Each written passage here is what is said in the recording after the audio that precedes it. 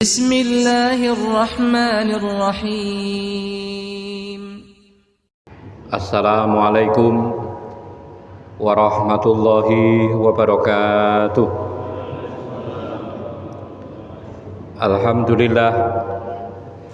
Alhamdulillahilladzi hamdan katsiran thayyiban mubarakan fih kama yuhibbu rabbuna wa yarda. Asyhadu an la ilaha illallah wahdahu la syarikalah wa asyhadu anna Muhammadan abduhu wa rasuluhu alladzi la nabiyya ba'dah. Allahumma shalli wa sallim wa barik ala nabiyyina Muhammadin wa ala alihi wa ashabihi ajma'in, amma ba'du. Qala Allah ta'ala fil Qur'anil Karim, a'udzu billahi minasy syaithanir rajim. Ya ayyuhalladzina amanu taqullaha haqqa tuqatih wa la tamutunna illa wa antum muslimun.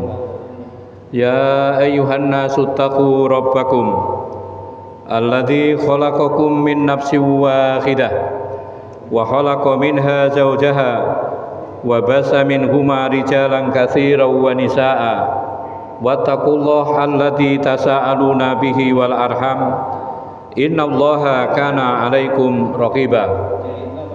Wa qala aidan qul hal yastawil ladzina ya'lamuna wal ladzina la ya'lamun. Wa qala innama yahsallahu min ibadihil ulama. Wa qala Rasulullah sallallahu alaihi wasallam, law ta'lamuna ma a'lamu la dhakhihtum qalilan wala bakaitum katsiran. Al hadis au kamakol. Ibu-ibu, bapak-bapak, hadirin wal hadirat, jamaah kajian rutin Jumat malam Masjid Al-Ikhlas yang berbahagia. Alhamdulillah, sampai malam ini Allah masih memberikan nikmat kepada kita.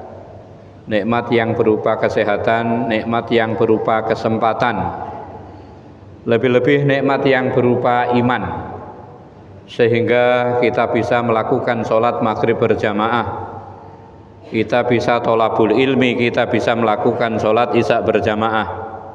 Harapan kita mudah-mudahan seluruh amaliyah kita, khususnya yang kita lakukan pada malam ini, diterima oleh Allah subhanahu wa ta'ala. Amin, amin, Allahumma amin. Yang kedua, sholawat dan salam mudah-mudahan tetap diberikan kepada junjungan kita Rasulullah Muhammad sallallahu alaihi wasallam. Mudah-mudahan Allah senantiasa memberikan kekuatan kepada kita, memberikan bantuan kepada kita, sehingga kita bisa melakukan sunnah-sunnah beliau sampai akhir hayat kita. Dan mudah-mudahan kita semua besok di hari kiamat digolongkan dalam kelompok orang-orang yang mendapatkan syafaatnya. Amin, amin, Allahumma amin. Yang kedua, sholawat dan salam mudah-mudahan tetap diberikan kepada junjungan kita. Mudah-mudahan kita tetap diberikan pertolongan, kita bisa meniru sunnah-sunnahnya di antara tholabul ilmi. Amin. Bapak-bapak yang berbahagia, monggo kita mulai dengan bacaan basmalah bersama-sama. Bismillahirrahmanirrahim. Nggih, ini kita melanjutkan tentang keutamaan ilmu, Pak. Tapi sebelum itu, ini kan kita berada di pertengahan bulan Dzulqa'dah, Pak nggih. Jadi ini tadi kalau tidak salah tanggal berapa? 10, Pak? 11 nggih. Nah, Rasulullah itu pernah berpesan kepada dua sahabat. Di antaranya adalah sahabat Abu Hurairah. Hadis itu kalau diriwayatkan oleh dua sahabat itu namanya hadis mutawatir, Pak. Artinya hadis yang sahihnya itu bisa dijamin. Hadis itu kalau yang menyampaikan satu sahabat itu namanya kan hadis ahad. Karena hadis ahad itu ya mungkin dhaif, mungkin sahih. Tapi kalau hadis itu dibawa oleh dua sahabat, itu namanya hadis mutawatir. Mungkin yang satu lupa, yang satu kan tidak. Nah, Rasulullah itu pernah berpesan kepada dua sahabat, diantaranya yang satu adalah Abu Hurairah. Ausoni khalili bisalasin, kata Nabi, kata Abu Hurairah, kekasihku, maksudnya Nabi Muhammad itu berpesan 3 perkara, Pak. 3 perkara. Yang pertama, pesannya itu adalah setiap hari melakukan sholat duha 2 rakaat. 2 rakaat. Kenapa sholat duha? Itu kalau dalam kitab Riyadhus Shalihin, orang itu kan mempunyai 300 tulang sendi, Pak. 300 tulang sendi itu setiap hari harus disodakoi. Kullu sulama minan nasi sodakotun. Jadi setiap sendi, tulang sendi itu setiap hari harus disodakoi. Jadi itu dilanjutkan, orang yang baca tahmid itu sodakoh, orang yang baca takbir itu sodakoh, orang yang baca tasbih itu sodakoh, orang yang baca tahlil itu sodakoh, orang yang memerintah yang baik itu sodakoh, orang yang melarang yang jelek itu juga sodakoh. Untuk mengganti semuanya itu cukup dengan melakukan sholat duha 2 rakaat. Jadi jenengan pilih budi, Pak.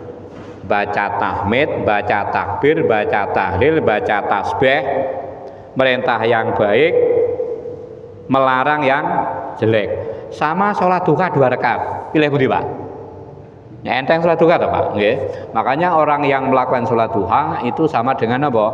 Mensodakoi 300 tulang sendinya. Itu yang pertama. Yang nomor 2, jadi wasiatnya Nabi kepada Abu Hurairah itu setiap malam itu melakukan sholat witir, Pak, walaupun cuma 1 rakaat. Innallaha witrun yuhibbul witra. Allah itu ganjil dan Allah itu menyukai yang ganjil, ya. Walaupun cuma 1 rakaat, Pak. Dalam kitab Nailul Autor, seingat saya jilid 2, Pak. Orang yang rutin, Pak, orang yang rutin sholat witir itu insya Allah orang itu tidak akan tersentuh api neraka, Pak. Tapi rutin, Pak, rutinnya tuh yang sulit itu. Mungkin kalau kita mengerjakan kadang-kadang mungkin agak mudah. Rutinnya itu loh. Rutin. Setiap malam melakukan sholat witir. Yang nomor 3 adalah setiap bulan melakukan puasa 3 hari. Tanggal 13, 14, 15 atau 14, 15, 16. Kenapa 3 hari? Dalam Islam kan ngeten, Pak nggih. Jenengan bisa membaca dalam Quran surah napa niku Al-An'am ayat 160 itu Allah dawuh, "Man jaa'a bil hasanati walahu asru amsalihha wa man jaa'a bis sayyiati wala yujza illa mislaha wa hum la yudlamun." Orang yang melakukan satu kebaikan itu kan dilipatkan 10. Kalau jenengan 1 bulan itu puasa 3 hari, berarti 1 tahun kan 12, Pak. Pinten, Pak nggih? 3 kali 12 36. 36 kali 10 360. Jadi orang yang melakukan puasa Yaumul Bid 3 hari itu, orang yang melakukan puasa Yaumul Bid 3 hari itu sama dengan melakukan puasa 1 tahun penuh. Itu untuk mukadimah. Bapak-bapak yang berbahagia, niki kita lanjutkan membaca kitab Riyadhus Shalihin. Judulnya adalah Babu Fadlil Ilmi, bab keutamaan ilmu, Pak. Monggo nggih jenengan buka, Pak Eko. Dalam Quran surat Fatir, Pak. Surat Fatir itu surat nomor 35, ayatnya ayat nomor 28. Innama, sesungguhnya hanyalah. Ma di sini fungsinya untuk membatasi, Pak. Sesungguhnya hanyalah yahsallah, yang selalu takut kepada Allah, min ibadihi, dari hamba-hamba Allah, al ulama adalah para ulama, orang yang mengetahui. Imam Al-Bahawi ketika menjelaskan ayat ini, Pak nggih, beliau mengartikan ngeten, mengambil pendapatnya sahabat Ibnu Abbas. Yuridu innama yakhafani min khalqi, Man alima jabaruti wa izzati wa sultani. Artinya sesungguhnya yang takut kepadaku, kata Allah, min kholqi, dari para ciptaanku. Man alima jabaruti, orang yang mengetahui kemuliaanku. Wa izzati, orang yang mengetahui keagunganku. Wa sultani, orang yang mengetahui kekuasaanku. Misalnya ngeten Pak, nggih, ini orang itu Pak, nggih, misalnya ngeten. Orang itu tidak berani melakukan dosa Pak. Kenapa? Karena orang itu merasa diawasi oleh Allah. Kalau orang itu tidak merasa diawasi oleh Allah, tidak mungkin Pak orang itu meninggalkan dosa. Ketika puasa contohnya nggih, ketika dia puasa di siang bolong, ketika siang yang sangat terik enten nggih, kita kan tidak berani minum Pak. Padahal tidak ada orang yang tahu. Misalnya kita jenengan masuk kamar, kita minum kan tidak ada yang tahu Pak. Kenapa itu tidak kita lakukan? Karena kita merasa diawasi oleh Allah. Jadi yang menyebabkan orang itu tidak berani melakukan dosa, yang menyebabkan orang itu tidak berani melakukan kemaksiatan, karena orang itu tahu Pak, orang itu sadar bahwa Allah itu maha mulia, Allah itu maha gagah, Allah itu maha kuasa. Kalau orang tidak punya pengetahuan seperti itu, mustahil Pak. Itu katanya Imam Al-Bahawi. Kemudian beliau juga menyisipkan Pak, ketika menjelaskan ayat itu menyisipkan hadis. Qala Nabi sallallahu alaihi wasallam, Rasul bersabda, "Lau ta'lamuna ma a'lamu la dhakhtum qalilan wa la bakaitum katsiran," kata Nabi. Lau ta'lamuna ma a'lamu, seandainya kamu mengetahui, ma a'lamu, apa yang aku ketahui, la dhakhtum qalilan, kalian akan sedikit tertawa, wala bakaitum katsiran, kalian akan banyak menangis. Seandainya kamu tahu, kata Nabi, sesuatu yang aku ketahui, maka kalian itu akan sedikit tertawa, kalian itu akan banyak menangis. Bapak-bapak yang berbahagia, memang banyak Pak masalah-masalah atau perkara-perkara yang Nabi itu tahu, kita tidak diberitahu. Contoh Pak, contoh ya, masalah Lailatul Qadar Pak. Di antara kita apa ada yang tahu Pak? Pastinya kapan? Tahu Pak Eko? Tidak tahu Pak. Lailatul Qadar itu ada yang mengatakan selama bulan Ramadan, ada yang mengatakan 10 hari yang terakhir, ada yang mengatakan 10 hari terakhir yang ganjil, ada yang mengatakan malam 27, ada yang mengatakan, kan tidak jelas Pak, tidak jelas. Kenapa Lailatul Qadar itu dibuat tidak jelas seperti itu? Supaya kita itu sungguh-sungguh. Saya jenengan tahu Lailatul Qadar itu turunnya malam 27. Selain 27 tidak mau Pak beribadah. Itu sengaja dirahasiakan supaya apa? Supaya manusia itu lebih bersungguh-sungguh. Contoh lagi Pak. Ketika Nabi melakukan yang namanya Isra dan Mi'raj, Nabi kan melihat di antara ceritanya Pak, ada orang yang orang yang lidahnya itu memanjang, kemudian dipotong, memanjang lagi, potong lagi, tidak ada habisnya Pak. Seandainya kita tahu, kan ngeri Pak. Itu yang diberitahu cuma Rasulullah Muhammad SAW. Masih banyak lagi Pak. Jadi contoh-contoh perkara-perkara yang itu Nabi diberitahu sementara kita umatnya tidak.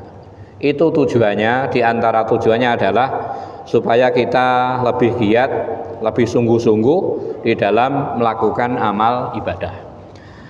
Bapak-bapak yang berbahagia, jadi penafsiran dari hadis ini Pak, jadi penafsiran dari hadis ini adalah seandainya kamu itu mengetahui perkara-perkara Pak, jadi perkara secara umum, jadi kalau seandainya kamu itu mengetahui perkara-perkara yang aku ketahui, maka kamu itu akan banyak menangis dan sedikit tertawa. Itu dalil yang pertama Pak, yang ditulis oleh Imam Nawawi ketika menjelaskan bab ini. Yang nomor 2 Pak, jangan lihat Pak, Quran surah Az-Zumar. Az-Zumar itu surat nomor 39, ayatnya ayat nomor 9. Saya ulangi, Quran surat 39, namanya surah Az-Zumar, ayatnya ayat yang nomor 9. Qul hal yastawil ladzina ya'lamuna wal ladzina la ya'lamun. Qul, katakan Muhammad, hal yastawi, apakah sama? Ini ditulis dalam bentuk fi'il mudhari' Pak. Artinya kejadian itu sedang dan akan berlangsung. Jadi mulai ayat ini turun sampai hari kiamat, orang yang punya pengetahuan, orang yang tahu dan orang yang tidak tahu itu apa sama? Katakan Muhammad, apakah sama orang yang mengetahui dan orang-orang yang tidak mengetahui? Innama yatadzakkaru ulul albab, sesungguhnya yang bisa mengambil pelajaran hanyalah orang-orang yang mempunyai akal. Bapak-bapak yang berbahagia, jadi kalau jenengan baca potongan tafsir Qurtubi Pak, ketika menjelaskan ayat ini, jadi yang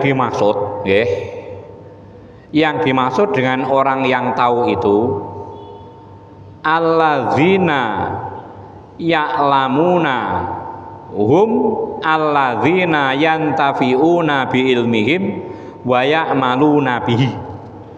Jadi orang yang tahu itu alladzina yang tafi'una ma ya alladzina yang tafi'una bi ilmihim, orang yang memanfaatkan ilmunya Pak.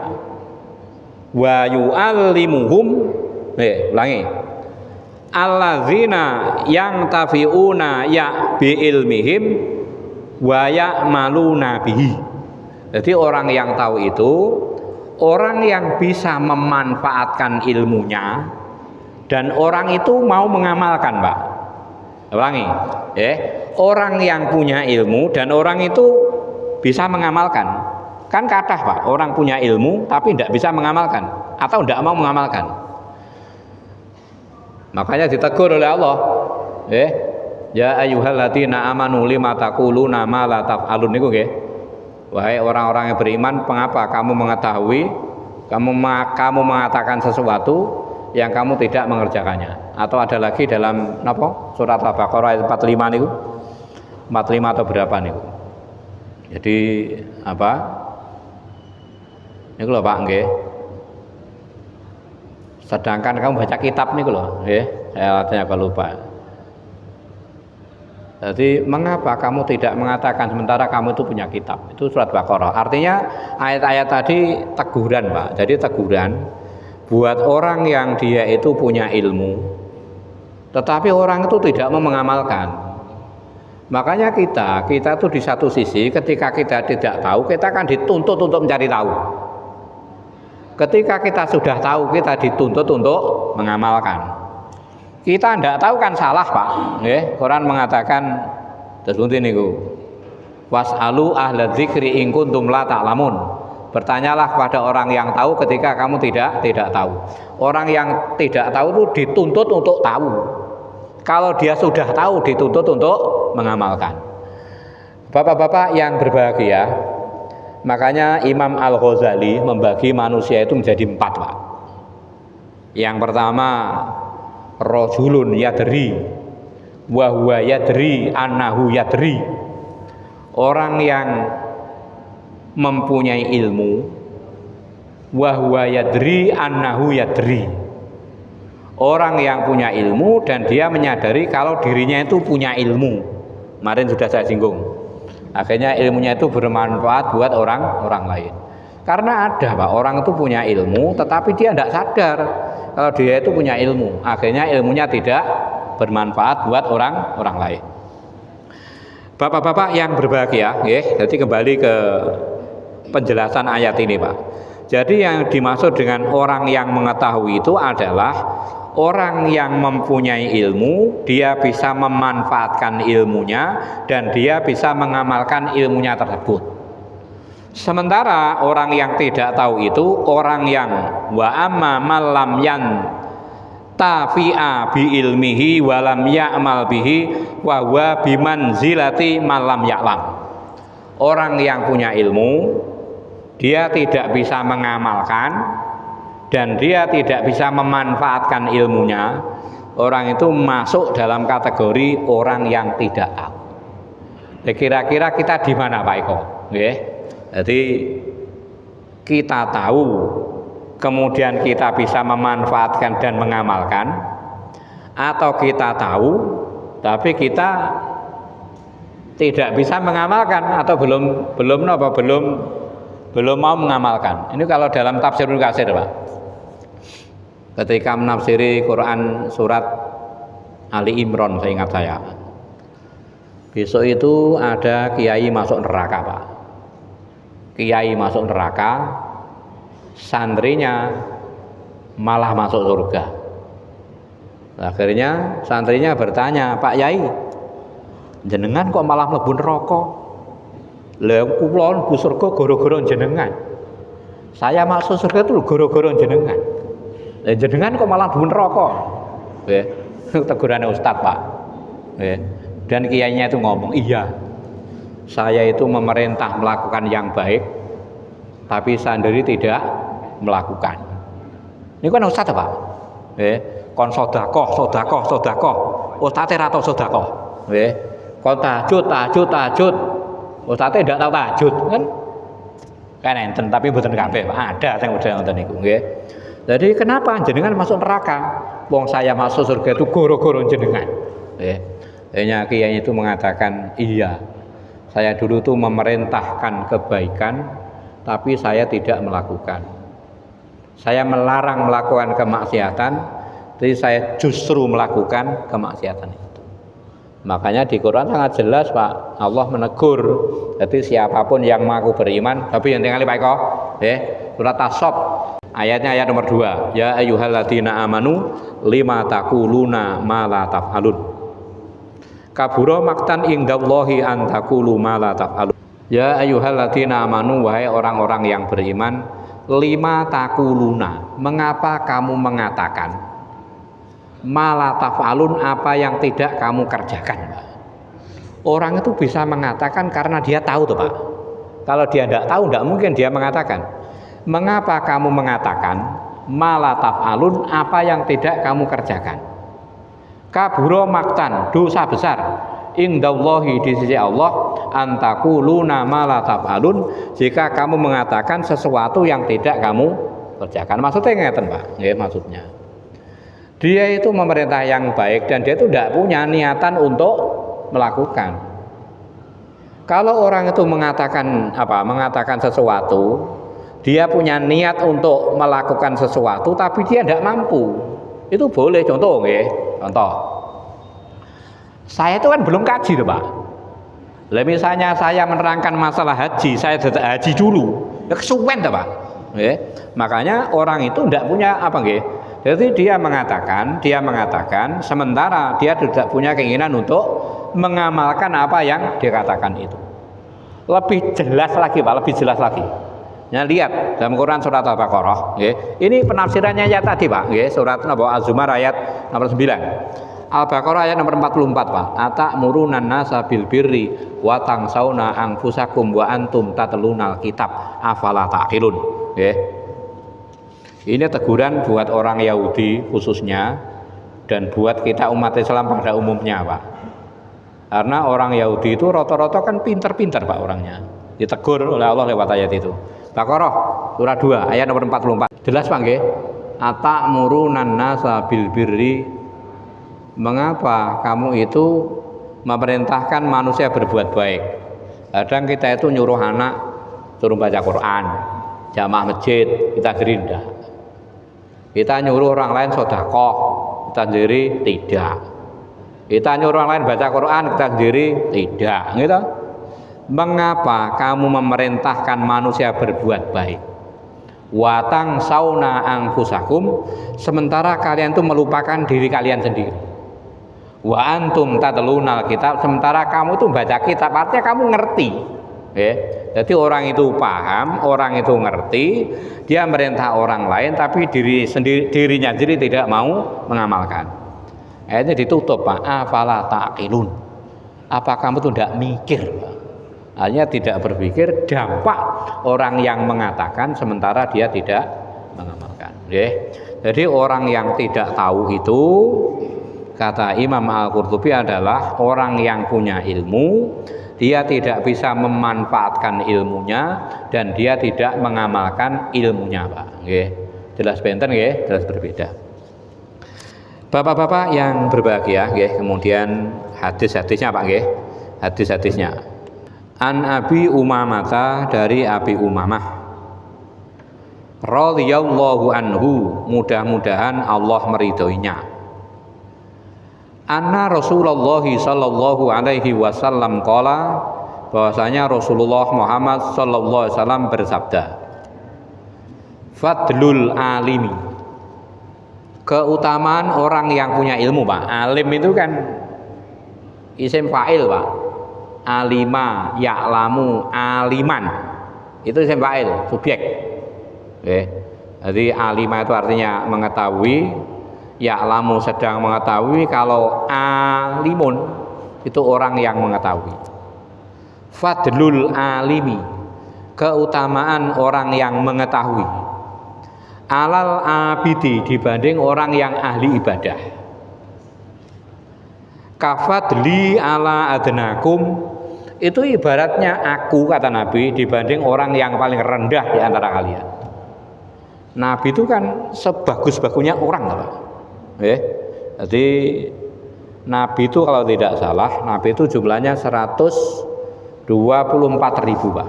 Nabi itu jumlahnya 124.000. Rasul itu jumlahnya 113. Nabi yang mendapatkan gelar ulul asmi, Nabi yang paling banyak mendapatkan cobaan itu jumlahnya 5. Dari 5 Nabi yang mendapatkan ulul asmi itu kan Nabi Muhammad. Lah Muhammad itu julukannya asroful anbiya wal mursalin. Jadi pemimpin para nabi dan pemimpin para rasul. Nah, jadi perbandingan orang yang punya ilmu, Pak, orang yang ahli ilmu, orang yang mengetahui, dibanding orang yang ahli ibadah, itu ibarat Kanjeng Nabi, Pak, dibanding dengan orang yang paling rendah. Jauh, Pak, jauh sekali. Makanya sampai ada kata-kata, tapi ini bukan hadis, Pak. Jangan pernah mendengar. Naumul alimi afdhalu min ibadatil juhal. Naumul alimi, tidurnya orang yang pandai, Pak, tidurnya orang yang berilmu, afdhalu, lebih utama, min ibadatil juhal, dibanding ibadahnya orang yang bodoh, Pak. Kok ngoten, Pak Imam? Jadi tidurnya orang yang berilmu itu lebih baik daripada ibadahnya orang yang bodoh. Bisa jadi, Pak, orang yang berilmu itu ketika dia tidur niatnya untuk ibadah. Nah, jadi orang yang berilmu ketika dia tidur niatnya untuk ibadah. Sementara orang yang bodoh, dia ibadah niatnya untuk tidur. Timbane nganggur tak ngaji, nah, itu kan salah niat, Pak. Jadi sementara orang yang pandai itu ketika dia tidur niatnya ibadah, daripada saya melakukan hal-hal yang ndak dan mau tilem mawon. Jadi tapi itu bukan hadis, Pak Imam. Itu bukan hadis. Tapi itu sebagai napa nggih? Jadi napa? Motivasi, motivasi. Jadi keutamaan orang yang ahli ilmu dibanding orang yang ahli ibadah itu ibarat Kanjeng Nabi Muhammad dibanding orang yang paling rendah di antara umat manusia.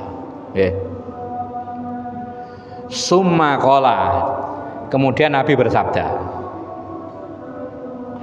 summa qala Rasulullah sallallahu alaihi wasallam, Kemudian Rasul bersabda, innallaha wa malaikatahu, sesungguhnya Allah dan para malaikatnya, wa ahlus samawati wal ardi, penduduk langit, penduduk bumi, hatta annamlata, sampai napa? Semut fi hujriha, yang ada di dalam lubangnya itu, wa hatta al-huta, sampai ikan, Pak. Jadi Allah, para rasul, saya ulangi, Allah, para malaikat yang ada di langit, yang ada di bumi, semut yang ada di lubangnya, ikan yang ada di dalam air, la yusalluna ala muallimin nasa al khaira, itu memintakan ampun buat orang yang mengajarkan kebaikan kepada manusia. Orang itu tidak mungkin ngajar, Pak, kalau dia tidak tahu. Jadi orang mengajar itu karena dia tahu. Makanya dalam hadis yang lain Nabi pernah mengatakan, kun aliman au muta'alliman au mustami'an au muhibban fala takunil khamisa fatuhlak. Kun aliman, jadilah orang yang tahu, Pak. Jadilah orang yang mengetahui. Kenapa? Karena orang yang mengetahui itu dosanya dimintakan ampun oleh Allah, oleh malaikat, oleh semut, oleh ikan. Kalau malaikat berdoa, Pak, mana mungkin, Pak, doanya ada ditolak, Pak? Bukan. Jadi ngeten, Pak, orang yang kan ngeten, orang yang mendatangi majelis ilmu, gitu, asalnya ndak tahu, dia kan jadi tahu, Pak. Nah, ketika dia tahu itu loh, ya, makanya ngeten. Jadi orang itu kalau dia hanya mendatangi majelis ilmu, kemudian orang itu ndak paham, Pak, kan mungkin, ya, itu jaminannya dua.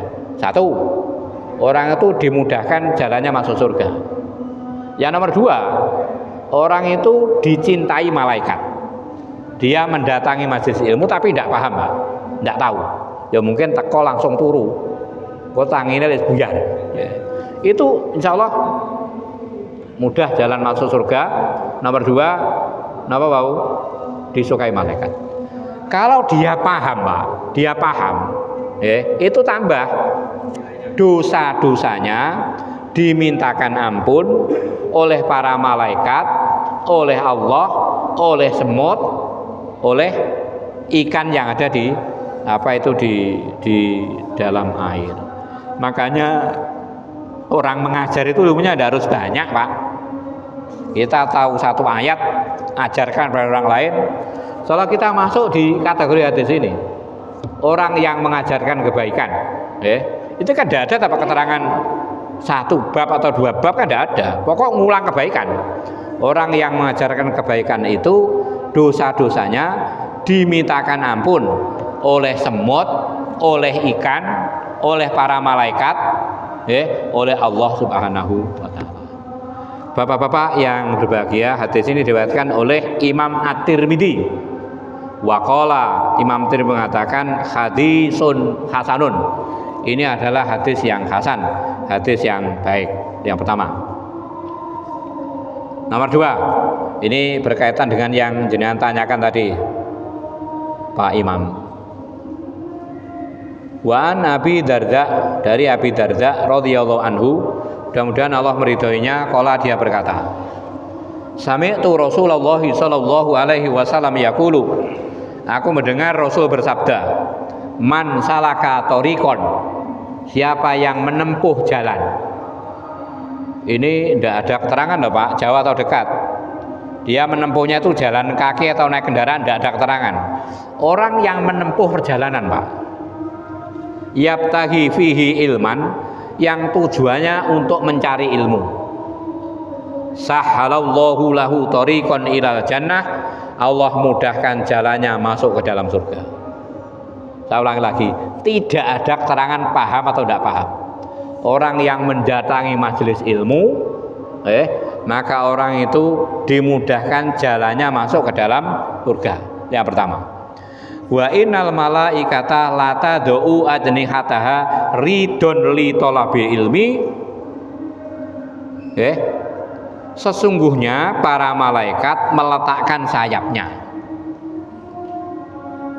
ridon li talabil ilmi, untuk orang-orang yang menuntut ilmu. Ridon bima yasna'u, karena malaikat itu senang Pak dengan perbuatan orang yang menuntut ilmu. Itu kalau dalam kitab Riyadhus Shalihin juga, saya lupa babnya Pak. Allah itu punya beberapa malaikat. Yang malaikat itu tugasnya keliling Pak. Nanti kalau ada majelis ilmu, malaikat itu turun, nimbrung Pak. Jadi malaikat itu senang Pak. Apabila ada orang yang menuntut ilmu, malaikat itu senang. Itu kalau itu ya. Kemudian dilanjutkan. Wa innal alima, sesungguhnya orang yang punya ilmu, dia asalnya tidak tahu, kemudian dia tahu menjadi tahu. Orang yang tahu namanya kan alim. Orang yang tahu, la yastaghfiru lahu man fis samawati wa man fil ardi, maka dosa-dosanya dimintakan ampun oleh penduduk langit, oleh penduduk bumi. Khattal khitanu fil ma, sampai-sampai ikan yang berada di dalam air itu mendoakan buat orang yang menuntut ilmu. Wa fadlul alimi alal abidi kafadlil qamari ala sairil kawakib, keutamaan orang yang berilmu dibanding orang yang ahli ibadah ibarat bulan purnama dibanding bintang-bintang. Wa innal ulama warasatul anbiya, ulama itu adalah pewarisnya para nabi. Wa innal anbiya lam yurasu dinaron wala dirhaman, nabi itu tidak mewariskan dinar, tidak mewariskan dirham. Wa innama warasul ilma, tapi yang diwariskan nabi itu ilmu. Artinya orang yang punya ilmu, orang yang belajar, kemudian akhirnya orang itu punya ilmu Pak. Orang itu termasuk pewaris para nabi terakhir Pak. Jenengan bisa membaca, jangan baca mawon Pak, dalam Quran surat Al-An'am ayat 151, 151, 152, 153 itu Allah urut Pak. Jadi yang namanya takwa Pak, takwa itu dia pertama ngeten, Allah dawuh ngeten, dzalikum wasaqum bihi la'allakum ta'qilun. Kemudian di ayat 152, dzalikum wasaqum bihi la'allakum tadzakkarun. Yang nomor 3, ayat 153, Allah dawuh dzalikum wasaqum bihi la'allakum tattaqun. Jadi orang itu pertama mikir Pak, berpikir. Setelah berpikir, dia bisa mengambil pelajaran. Setelah orang itu mengambil pelajaran, akhirnya orang itu bertakwa Pak.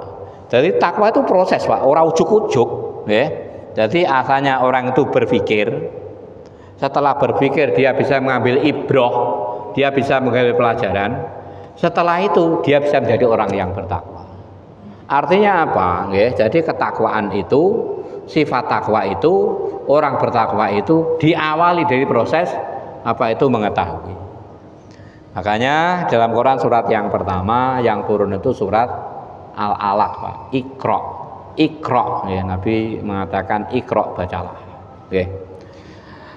Bapak-bapak yang berbahagia, mungkin itu Pak yang bisa saya sampaikan pada malam ini.